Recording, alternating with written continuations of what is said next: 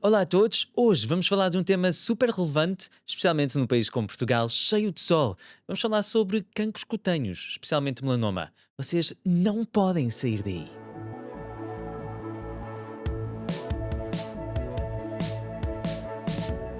Olá a todos, bem-vindos a um novo episódio de No Lab Com. Hoje falamos sobre um tópico bastante relevante e bem quente. Vamos falar sobre cancros cutâneos. E para isso, nada melhor do que apresentar os nossos dois convidados de mão cheia.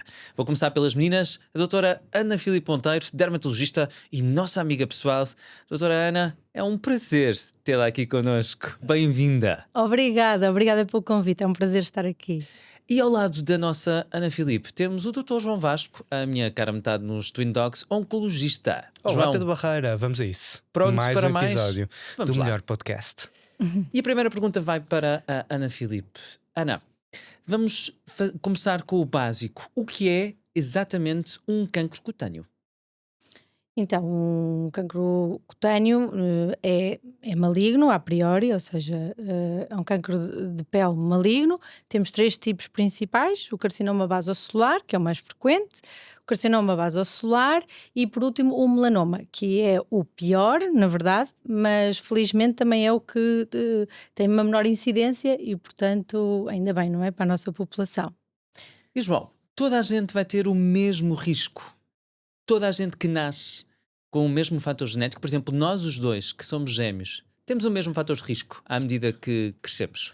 Não, então, relativamente àquilo de que são fatores genéticos ou predisposição, não nos podemos esquecer que a grande maioria dos cancros são adquiridos, ou seja, são erros que acontecem no nosso DNA, juntamente com alterações que nós vamos tendo, hábitos menos bons, digamos assim, que ao longo do tempo aumentam o nosso risco de vir a ter. Ou seja, nós somos dois gêmeos e o facto, imagina que tu não usavas protetor solar. E sim, ele usa protetor solar todos os dias, porque eu lhe dei na cabeça a partir dos 30 e tal. É verdade. E o facto, vamos supor, quando nós não usava e fazia a exposição solar de uma maneira errada, um de nós iria ter um risco superior ao outro de ter cancro da pele. Não iria dizer que pelo facto de não usar e de me expor que vai ter é causa anexa 100%, mas aumenta muito o risco de vir a ter. Por isso sim, foi aquilo que a Ana Filipe disse. Tens os basocelares, tens os pinocelares, tens os melanomas e depois tens os outros, que são assim, são cancros raros, digamos assim. E sem dúvida que aqui a exposição aos raios UV tem um papel muito importante a dizer. Por isso aquele que tiver menor radiação é aquele que tem menor risco. Eu Ana acho que sou eu. Será? Não sei, vamos ver. Depois tiramos as temas. Vou agora fazer uma pergunta à nossa dermatologista. Falamos de proteção solar e Portugal é um país abençoado com muita exposição solar. Quais são as regras principais e como devo fazer uma boa proteção contra os filtros solares UVA e UVB? E falar um bocadinho qual a diferença entre UVA e UVB. Ok, então a principal medida que devemos tomar é aplicar protetor solar. Claro que nós temos preferência por ser 50 mais, SPF 50 mais, todo o ano. Eu acho que isto também é importante referir que não é só quando vamos à praia que é importante pôr protetor solar, mas sim o ano todo, mesmo no inverno, mesmo quando não vamos ao exterior, porque até os televisores, as luzes emitem radiação. Ok? Por isso é importante esta medida. Depois outra coisa é aplicar a quantidade certa de protetor. Normalmente para o rosto são 2 dedos de protetor solar e além disso reaplicar ao longo do dia. Não esquecer, principalmente quando estamos na praia, de 2 em 2 horas reaplicar. Pronto, depois, além desta medida, podemos adquirir outras, como usar o chapéu de sol, usar t-shirts com proteção SPF, camisolas de manga comprida, principalmente quando a exposição é muito intensa e, claro, evitar as horas de maior calor, entre as 11 e as 5 da tarde, portanto, preferir o sol no início da manhã e no final da tarde. Pronto. Explicando assim muito brevemente e sumariamente os tipos de radiação. O tipo de radiação UVA é uma radiação que vai ter efeitos mais a longo prazo e que nos vai dar as rugas, o envelhecimento cutâneo, as manchinhas, pronto. O UVB é uma radiação que nós vemos os seus efeitos mais imediatos e, portanto, o que é que vamos obter? Uma queimadura solar. UVB nós vemos logo, passado pessoas de pele clarinha, passado 10 minutos já estão vermelhas, e é esta a ação do UVB. Se repararem, nos protetores solares temos sempre a capacidade de proteção de UVB e de UVA, portanto as duas devem estar amplamente protegidas e de gama alta, é a preferência. Pedro, eu vou aproveitar o facto de termos aqui uma dermatologista e vou fazer uma questão que eu tenho dúvidas, que é, e desculpa estar aqui a roubar Força, o tempo, que é... Vamos lá ver se eu consigo responder. Claro que sim. E é uma questão que me perguntam muito na consulta, que é: doutor, e agora qual é o tipo de protetor que eu vou ter que usar? Porque existem imensos protetores com diversos filtros. Nós temos, para além de adaptar ao tipo de pele, não é? Nós temos também, existem aqui uns tipos de protetores, por exemplo, à capa, que também são importantes, e para lesões precursoras, digamos assim, de potenciais lesões malignas. Quando na consulta a prescrição da fotoproteção é adequada ao paciente que está à tua frente, correto? Correto, exato. Por exemplo, se eu tenho um doente com lesões pré-malignas ou que já teve cancro de pele, eu prefiro protetores com um fator SPF muito elevado, portanto 50 mais, até há outros que nos garantem um bocadinho mais. Portanto, que também tenham associados alguns filtros minerais que me dão uma proteção barreira e, portanto, mais consistente. Se, por exemplo, tenho um paciente que aparece com manchinhas do sol, por exemplo, é muito importante utilizar protetores solares com cor. Porque os filtros com cor vão nos proteger melhor da luz azul e de radiação que pode promover a formação das manchas. Pronto, e depois há outra coisa, que é filtros químicos ou filtros mecânicos. E nas crianças preferimos os filtros minerais, não é? Mecânicos, e não tanto os filtros químicos. E agora até há formas desenvolvidas que a pessoa não fica assim tão branca. Sim, hoje em dia já há uma excelente medo, resposta de galénicas muito fluídas, que são protetores minerais, na verdade, e que não ficam nada brancos como antigamente. E no outro dia vi protetores tão fluidos com filtro, com fotoproteção elevada, ou seja, já não é desculpa para dizer vou ficar todo melado. Não, isso já não existe. Sim, agora o facto é que quando nós vemos nos protetores solares SPF 30, 50, esta proteção é a proteção UVB, ok? E depois na UVA, se repararem, vamos sempre ver 1+, 2+, 3+. Pronto. A quantificação é um bocadinho diferente dos UVBs e os UVAs, mas vem sempre específico no protetor, a descrição lá na do que é que cartonagem, protege. não é? Sim. Ou seja, olha, é mais uma medida para nós ficarmos Portanto, com o atenção. que é que nós queremos? UVB e UVA e tudo nos máximos. E é obrigatório, está lá escrito, quando vamos comprar o nosso protetor, está lá escrito que tem UVA e UVB, Exatamente, correto? exatamente. Nem mais. João, quando eu sou pequenino, na infância, uma queimadura solar pode influenciar o risco de desenvolver melanoma quando eu for adulto? Olha, falamos imenso disso, principalmente eu faço cancros cutâneos, cancros da pele, e quando os pais trazem as crianças à consulta, principalmente nesta época de verão e de exposição solar, a pele tem memória, tem mecanorreceptores, tem aqui uns receptores que não esquecem os danos incutidos, e uma queimadura em idade pediátrica aumenta o risco, há quem diga que vá de 20 a 30 vezes mais o risco de vir a ter um tipo de cancro cutâneo em idade adulta. Claro que o risco é por exposição contínua, ou seja, não é por um ato isolado, mas é por efeito cumulativo, que é o que usamos muito este chavão na oncologia, que é por repetição de exposição não protegida. E sem dúvida, queimaduras em idade pediátrica vão ter implicações e consequências na idade adulta. E se alguém durante a tua consulta te disser: doutor, mas eu quero apanhar vitamina D, eu quero produzir vitamina D. Há tanta gente que diz para eu não pôr filtros solares. Eu acho que também chateiam a Ana Filipe muitas vezes com isto, que é: Sim. doutor, eu não vou pôr protetor porque senão eu não vou sintetizar vitamina D. Falam muito na consulta. Falam, e isso é uma preocupação, e principalmente na nossa população, que temos baixos níveis, não é? Considerado baixos níveis de vitamina D, mas na verdade a exposição solar que é necessária para a produção de vitamina D não é assim tanto tempo. Portanto, nós na verdade conseguiríamos adquirir essa produção de vitamina D com a nossa exposição normal. E, além disso, através da alimentação, também adquirimos vitamina D. Quando há déficits que realmente devem ser repostos, podemos fazer suplementação. Portanto, temos sempre de quantificar o risco-benefício e estar a apanhar um escaldão para produzir vitamina D não tem benefício nenhum. Portanto, aqui é dar prioridade realmente a não apanhar escaldões. Queria só acrescentar uma coisa que é realmente tenho muitos doentes que vêm à consulta e dizem-me assim: ai doutora, mas eu agora aplico protetor solar todos os dias.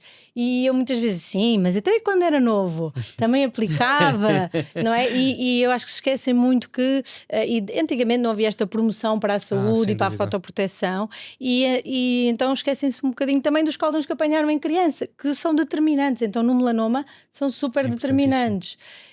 E pronto, é preciso haver campanhas para. Sim, é verdade, isso que vocês os dois estavam a dizer. E é uma questão relativamente recente. Nós não víamos estas questões de de sensibilização para a população há 10 anos atrás, da maneira como vemos agora. Quando eu era mais novinha, não tinha estas campanhas de sensibilização como agora há. Era impossível vermos protetor solar a ser distribuído nas nossas praias, campanhas na escola, festivais de música, protetores solares a ser distribuídos por todas as pessoas. Eu reparo que cada vez as gerações mais novas têm mais preocupação em pôr protetor solar todos os dias, em se protegerem de Concordo, até não porque é outro tipo de awareness, não é? Não nos esqueçamos que Bob Marley morreu de melanoma, não é? Outras gerações, infelizmente, outras gerações.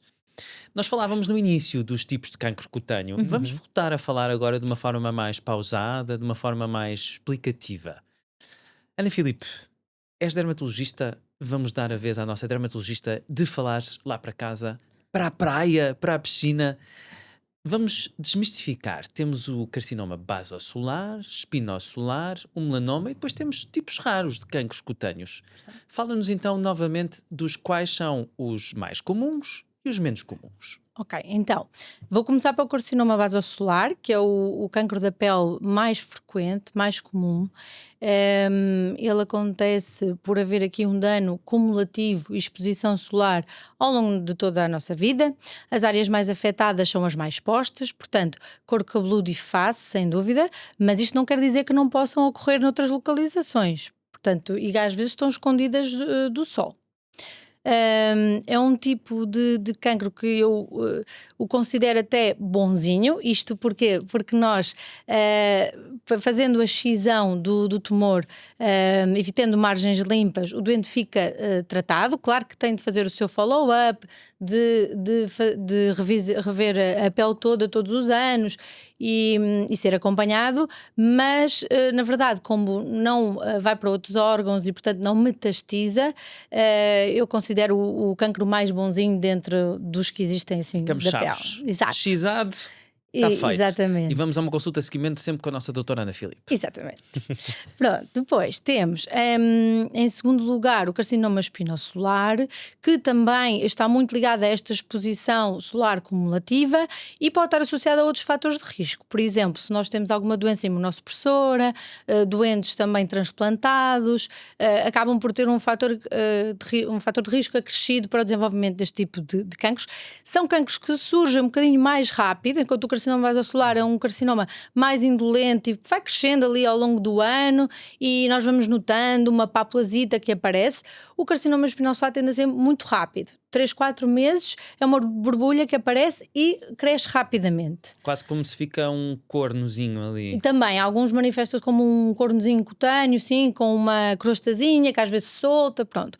Mas claro, qualquer ferida que não cicatriza, que sangra, é para ser vista pelo dermatologista, sim. E portanto, mas o carcinoma espinocelular tem uma agressividade um bocadinho maior, na medida em que realmente, se tiver alguns fatores de risco, pode então metastizar e por outros órgãos e portanto aqui é preciso um cuidado acrescido. Okay. Em terceiro lugar temos o melanoma. O melanoma é sem dúvida o pior, o que eu chamo o piorzinho, é o menos frequente, tanto pode atingir a pele na globalidade, como por exemplo as unhas, e isto é muito importante, por exemplo, nos fototipos mais altos, ou seja, pessoas de pele mais escura, é importante porque eles muitas vezes não têm melanoma na pele, mas sim nas unhas e, portanto, quando vem à revisão é muito importante ver sempre estas áreas e às vezes até na planta dos pés, pronto. São áreas importantes. É um melanoma, o melanoma é um cancro mais agressivo e, portanto, pode dar metástases e quando envolve outros órgãos, aí nós precisamos muito da ajuda da oncologia, porque hoje em dia, graças a Deus, a medicina desenvolveu-se muito e, portanto, nós já temos respostas de imunoterapia, de radioterapia e muitas opções que há 10 anos atrás não tínhamos, não é? Sim. Mas as pessoas podem fazer radioterapia dirigida para a pele no melanoma? Imagina, Acho que o João- essencialmente, e aquilo que nós queríamos é que toda a gente ficasse tratada com o dermatologista ou com o cirurgião plástico, que é a remoção da lesão com margens e sem outros Ou fatores seja, de risco. uma pequena cirurgia, a Ana Exatamente. Filipe vai lá cortar, a margem ao lado estar livre Fica de doença limpa. e tá. Ficar Só resolvido que- no bloco com o dermatologista. Se assim não for, ou seja, se tivermos alguns fatores de risco que vimos na peça operatória, e quem viu a parte da anatomia patológica vê, há aqui uns fatores de risco que pode levar à recidiva, ou seja, que o tumor volte. Aí temos armas terapêuticas que podem ser usadas. No melanoma nós usamos muito ou terapêutica dirigida, que é usar aqui uns chavões, que é umas coisas que é inibidores de BRAF ou inibidores MEK, são mutações específicas que podem ser utilizadas se ele for positivo. Comprimidos ou São endovenoso? comprimidos, ou então imunoterapia, que são é terapêutica endovenosa que acaba em MABs. Ou seja, São injetáveis. vários, exatamente, e que agora é breve trecho, acredito que já seja subcutâneo, que nós podemos usar durante um intervalo de tempo em específico para reduzir o risco da lesão voltar. Se infelizmente, quando o dermatologista detecta o melanoma e no seu estadiamento, ou seja, quando pede exames de imagem para ver se a lesão já se espalhou para outro local, por exemplo, o fígado ou a cabeça ou outros órgãos, aí nós já dizemos que é uma terapêutica do ponto de vista sistémico. Temos que tratar a doença como um todo, não chega só a tratar a lesão inicial, também temos que a caracterizar, mas temos que fazer terapêutica com vista que a doença não progrida, e aí usamos outra vez na parte do melanoma imunoterapia ou conjugada com 2 tipos de imunoterapia ou uma imunoterapia isolada, ou então podemos usar essa terapêutica dirigida. Isto há cerca de 10, 15 anos era muito difícil de fazer e atualmente em Portugal e no resto do mundo podemos fazê-lo e em segurança, e tem resultados muito bons, porque não sei se têm noção, mas um melanoma metastático, um cancro da pele, melanoma metastático, que E por infelizmente são os metastático mais é raros, doença à Graças a distância. Deus. doença à distância, era altamente mortífero. Sim. E mudou aqui o E panorama com a podemos imunoterapia. cronificá-lo, então categorizá-lo como uma doença crónica. Podemos tratá-lo como uma doença crónica, mas infelizmente o melanoma metastático ainda é uma doença muito agressiva. Evoluiu, e a ciência está sempre a evoluir, foi aquilo que a Ana Filipe disse, mas infelizmente o melanoma metastático vai depender de vários tipos, se a doença metastática é muito grande ou não, de várias questões e de outros tipos de questões, mas infelizmente ainda é uma doença que é de muito difícil controlo. Por isso, a prevenção é que é a chave. Dermatologista, com dermatoscopia, todos os anos, quem tem fatores de risco, talvez semestral, ver bem, foi aquilo que a Ana Filipe disse, planta dos pés, palma das mãos.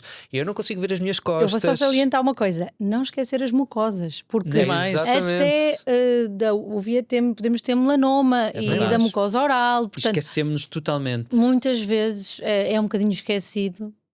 E o João falava agora de dermatoscopia.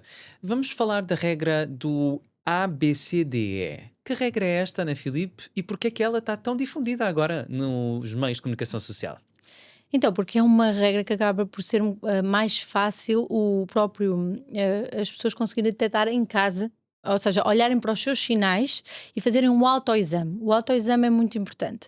Portanto, começando com a assimetria, se um sinal é assimétrico, é um critério de suspeição. A seguir, os bordos. Se os bordos são ondulados ou são todos direitinhos, também faz diferença. Depois temos colors, C.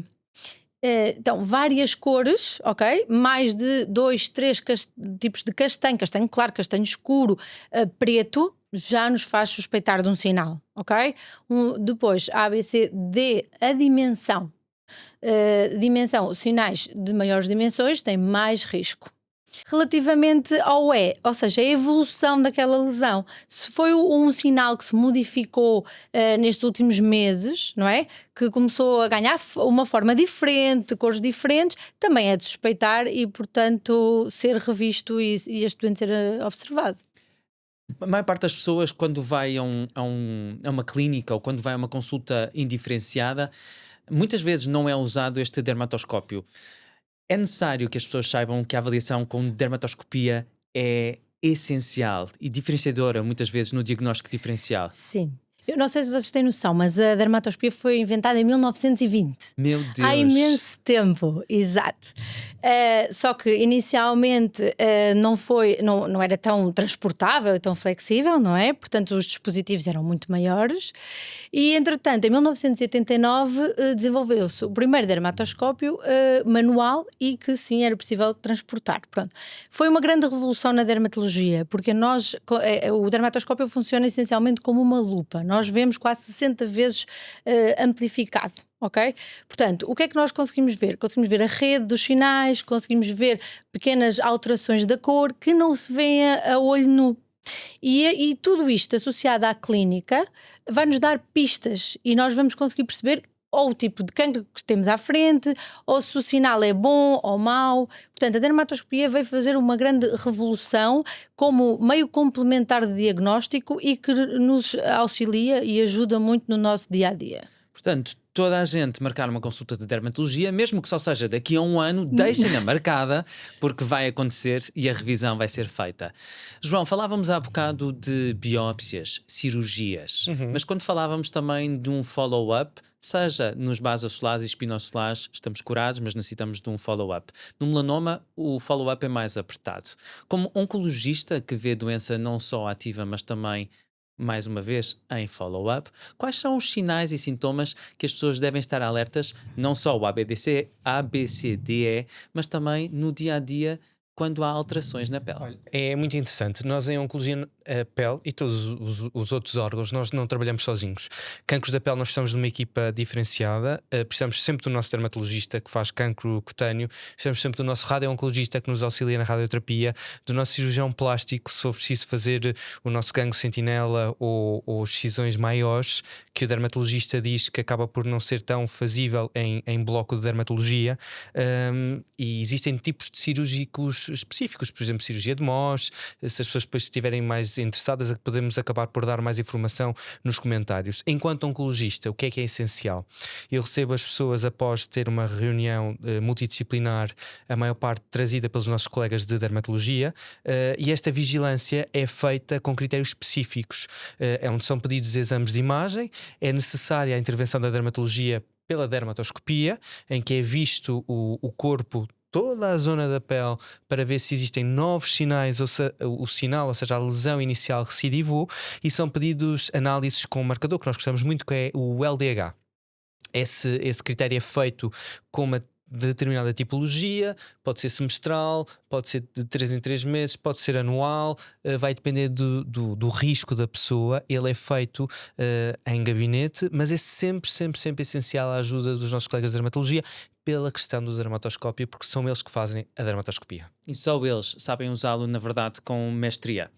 Ana Filipe e João, vamos fazer um pequeno jogo. Eu acho que vai ser divertido.